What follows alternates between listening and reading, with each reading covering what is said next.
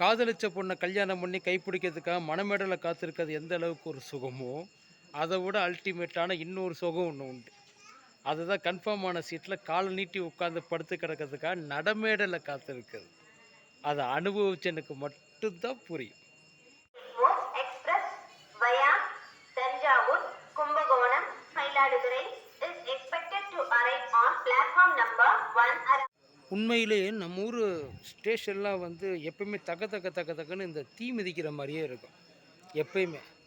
ஆனால் இப்போ பாருங்கள், திடீர்னு பார்த்தா ஊரையே தூக்கி ஊட்டி மேலே வச்ச மாதிரி குழு குழுன்னு இருக்குது. சார் நைட்டு 9 மணி ஃப்ரீஸ் ஆயிரும் போல். அந்தளவுக்கு எவ்வளோ மூஞ்செல்லாம் ப்ரெஸ்ஸாக இருக்குது பார்த்தீங்களா. நியாயமாக என் நேரத்துக்கெல்லாம் ஆப்பிரிக்காக்காரன் எண்ணெய் தேய்ச்சிட்டு வந்த மாதிரி இருக்கும். ஆனால் இப்போ நம்ம ஊர் கிளைமேட் இருக்கே, நடந்தே போகலாம் போல் சார். நாம் இதுவரை எவ்வளவோ ஸ்டேஷனில் ஏறி இருப்போம், இறங்கியிருப்போம். சிட்டிக்குள்ளே இருக்க ஸ்டேஷன்லாம் பார்த்தீங்கன்னா இல்லை, கிட்டத்தட்ட ரங்கநாதன் ஸ்டேஷன் மாதிரியே இருக்கும்.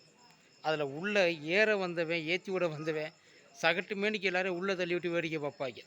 ஆனால் சில ரயில்வே ஸ்டேஷன் உண்டு, மெடிடேஷன் பண்ணலாம் சார், அவ்வளோ அமைதியாக இருக்கும். அது ஊர்காட்டில் இருக்கிற ரயில்வே ஸ்டேஷன். இப்போ எங்கள் ஊரில் இருக்குது பார்த்தீங்களா, இந்த ரயில்வே ஸ்டேஷனில் அதிகபட்சம் பார்த்தீங்கன்னா என்ன ஒரு 20-25 குடும்பம் இருக்கும். அப்போ உட்காந்து அமைதியாக பேசிக்கிட்டு இருக்காங்க. இப்போ நான் பேசுகிறதே ரொம்ப சவுண்டு கம்மியாக தான் பேசிக்கிட்டு இருக்கேன். அதை விட அல்டிமேட்டாக இருக்கும். இன்னொரு விஷயம் என்ன தெரியுமா, இந்த ஸ்டேஷனில் கொசுவே கிடையாது சார். ஏன்னா அதை பார்த்தா யாருமே கொசுன்னு நம்ப மாட்டாங்க. ஒவ்வொன்றும் கழுகு சைஸில் இருக்குது. கொத்தி அப்படியே தூக்கிட்டு போயிடும் போல் எல்லா இடத்துலையும். ரயில் உண்மையிலே இதுக்கு முன்னாடி அதிகமாக ட்ராவல் பண்ணதில்லை. பட் இப்போல்லாம் வந்து அதிகபட்சம் ரயிலில் தான் ப்ரிஃபர் பண்ணுறோம். இதுக்கு முன்னாடி உள்ளே போக மாட்டோம்னு வச்சுக்கோங்க, ஸ்லீப்பர் பஸ்ஸில் ஏறி ஏர்லேயே இருந்துட்டு வருவோம். ஏன்னா அவனை பற்றி தான் நல்லா தெரியுமே. ஆனால் இப்போல்லாம் வந்து வயசு ஆயிடுச்சு இல்லையா, அதனால் ஸ்டேஷனில் தான் ஏகப்பட்ட நேரத்தில் போயிட்டுருக்கோம்.